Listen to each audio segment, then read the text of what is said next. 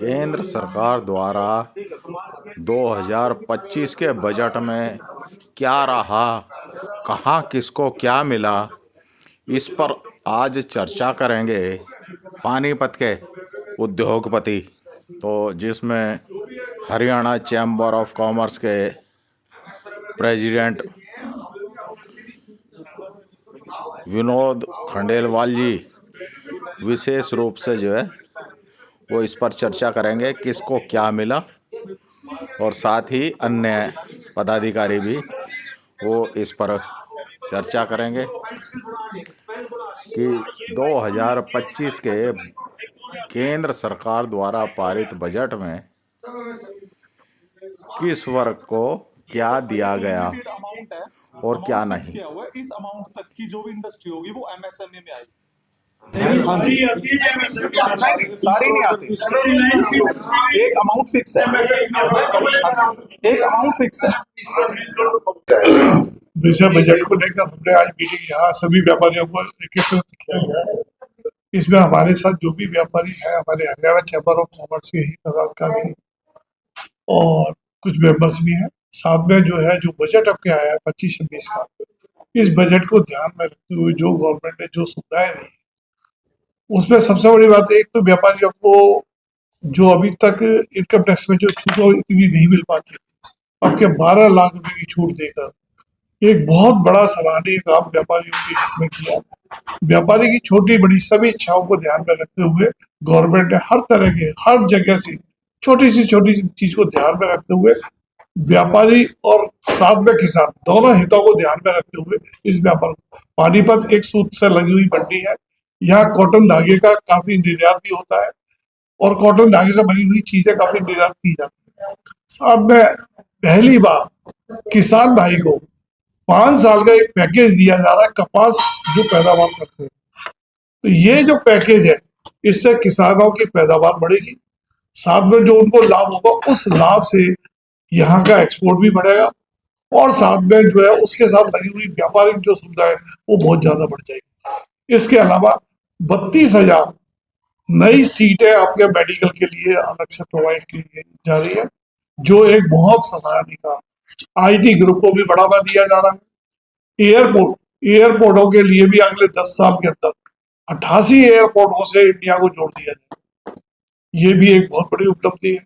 साथ में एमएसएमई को विशेषकर आपके बढ़ावा जो दिया गया वो एमएसएमई के अंतर्गत जो भी व्यापारी आते हैं उनको अधिक से अधिक लाभ देने के लिए ये सुविधाएं गवर्नमेंट ने प्रोवाइड की गई है।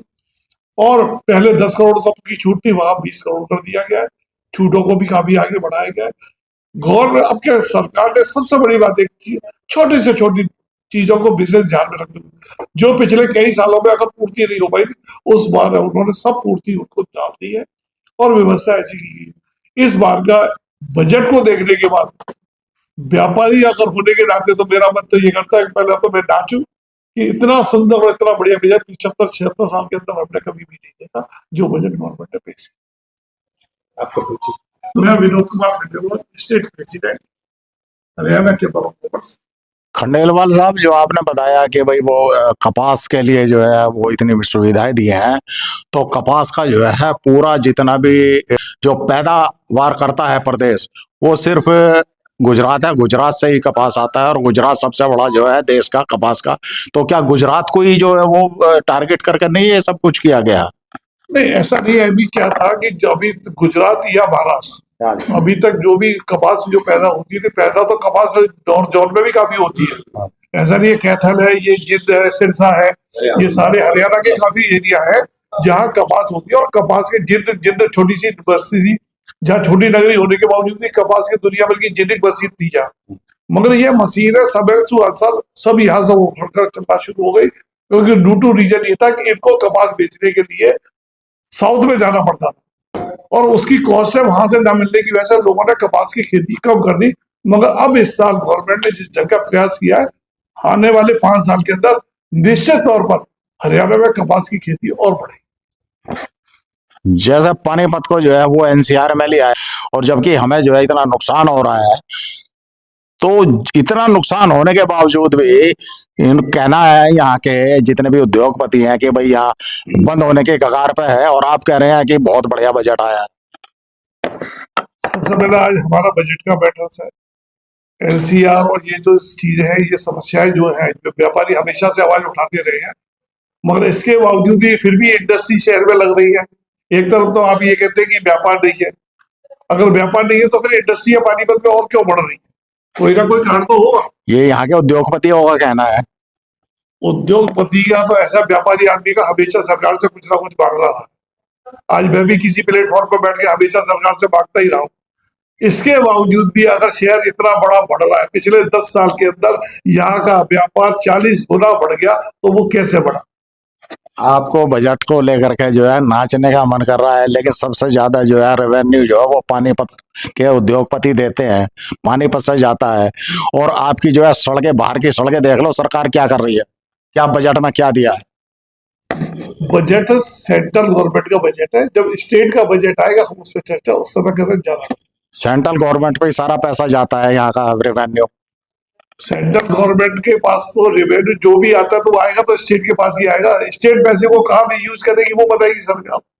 बाकी नायब सैनी साहब ने अभी 100 दिन हुए, 102 दिन, आज 103 दिन है, मगर 103 दिन के अंदर का जो बदलाव है वो बदलाव तो देखो आप, कितना बड़ा बदलाव आया है व्यापारियों के। एक्सपोर्टरों का जो है वो पहले $450 था बाहर जाने के लिए, और अब जो है वो $1200 है।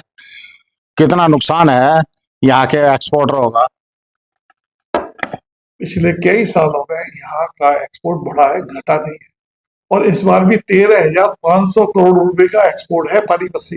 उसी हिसाब से तो ये सोचने वाली बात है कि एक तरफ तो ये है कि व्यापारी ये कहता है कि मेरा एक्सपोर्ट घटा है, अब घटाए ये बढ़ा कहाँ से?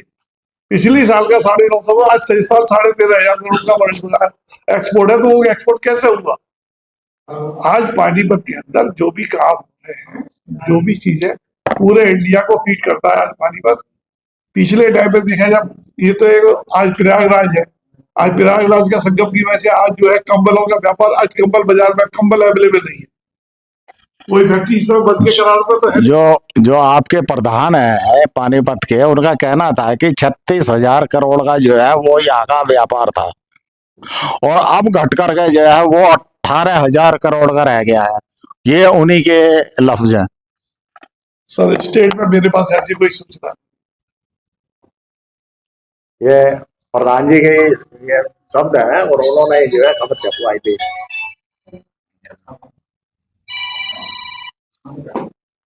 अब आप कह रहे हैं कि बढ़ गया है व्यापार। मेरे पास तो अब किसकी बात जो है वो सही माने मेरे पास कि गवर्नमेंट की रिकॉर्ड्स है, मैं तो रिकॉर्ड दिखा सकता हूँ भाई, रिकॉर्ड्स में 13,500 करोड़ कैसे है? मेनली इस बजट में व्यापारियों को ध्यान में रखा गया है, आम जनता का क्या है? व्यापारी छोटे बड़े सभी को ध्यान में रखा गया, ऐसा नहीं है। आज स्टूडेंट तक का भी ध्यान रखा गया है। अगर एक छोटा मतलब घर गरीब परिवार का कोई आदमी है और अपने बच्चे को बाहर पढ़ाना चाहता है तो उसके लिए क्या सुविधा है, तो उसके लिए भी एमएसएमई में सारी सुविधाओं को ध्यान रखा। पढ़ने के लिए सुविधाएं हैं। सारे बच्चे विदेश जा रहे हैं पढ़ने के लिए, यहाँ पढ़ने के लिए जो है क्या सुविधाएं दी जा रही है, या क्या जो है यूनिवर्सिटी कितनी बनाई जा रही है। जो सरकार ने कहा था कि भाई हम इतनी यूनिवर्सिटियां बनाएंगे, अभी तक तो कोई यूनिवर्सिटी आज तक बनी नहीं है। सर ये बजट से अलग हटके बातें, अगर हमें इसमें नए बजट नए बजट में प्रोविजन है नए बजट में आईटी ग्रुप के लिए 5 नए आईटी बनाने की प्रोविजन इस साल गवर्नमेंट ने रख दिया है। मीम्स बन रहे हैं, मीम्स। और पहले भी कहा था कि इतनी यूनिवर्सिटियां बनाएंगे, एक भी अभी तक यूनिवर्सिटी नहीं बनी है। प्राइवेट यूनिवर्सिटियों को जरूर जो है वो लूटने का जो है वो दे दिया गया है कि भाई खूब लूटो, वो पैसे वाले ही पढ़े हैं और गरीब तबका जो है वो बेचारा वंचित रह जाए। गवर्नमेंट की भी 3 यूनिवर्सिटी बढ़ी है 10 साल में, 10 साल में यूनिवर्सिटी गवर्नमेंट बढ़ गई। यहाँ पे जींद में बढ़ गई यूनिवर्सिटी, अभी तो 5 बढ़ गई चौधरी अरे 3 गवर्नमेंट ने बढ़ाई है, तो ये कह रहा हूँ प्राइवेट तो छोड़ो। प्राइवेट आप बताइए क्या कहना चाहोगे बजट को लेकर? बजट को लेकर तो हम यही कहना चाहूंगा, खुश है। बजट बहुत बढ़िया दिया सरकार ने। सरकार जो काम कर रही है अच्छे काम कर रही है। अब किसी के ये तो है ना घर में जाकर कुछ धन के लिए आवा सरकार, ऐसा नहीं है। सरकार बहुत अच्छे काम कर रही है। हमारे मोदी जी ने देश को खड़ा कर दिया, ऐसा खड़ा कर दिया कोई नजर उठा के देख नहीं सकता हमारे। तो सरकार में कहीं कोई कमी नहीं है। सबके काम बढ़िया हो रहे हैं, बढ़िया ही होंगे आगे भी। अब बजट को देख लो ना, कितना बढ़िया बजट दिया इन्होंने। और सबसे बजट क्या देंगे?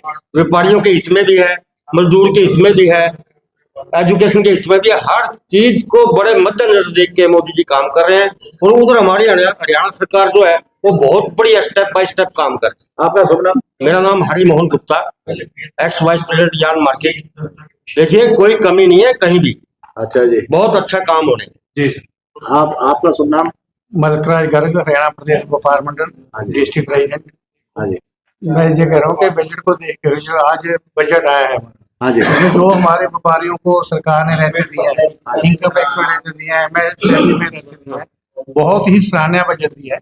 इसमें सीनियर सिटीजन का भी ध्यान रखा गया। सीनियर सिटीजन को जो इनकम इंटरेस्ट के ऊपर टैक्स लगता था उसकी भी छोड़ दी। इसमें तो बहुत ही बढ़िया बजट आया है। इस बजट में कोई भी किसी तरह की कमी नहीं है।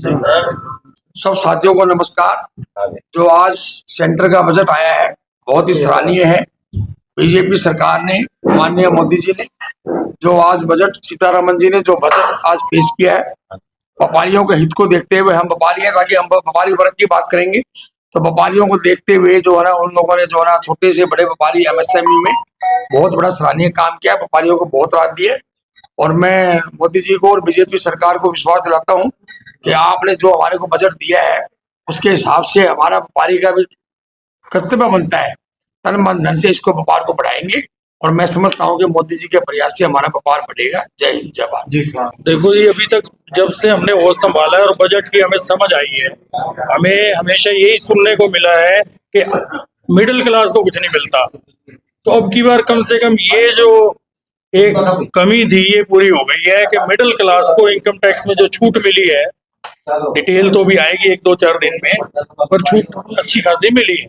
तो ये एक जो है ना हम लोगों को बड़ी राहत का वो मिला। सर्विस क्लास बच्चों के लिए बहुत बढ़िया हो गया। जो नए बच्चे 8-9 लाख का पैकेज लेके शुरुआत करते हैं उनके लिए एक बहुत अच्छी अचीवमेंट होगी उनकी, उनकी सेविंग अच्छी हो जाएगी। बाकी सरकार अच्छे काम कर रही है, अच्छे ही करेगी। जैसे जैसे ये खुलेगा वैसे वैसे पता चलेगा क्या क्या सरकार ने दिया है। अभी तो बजट आया है,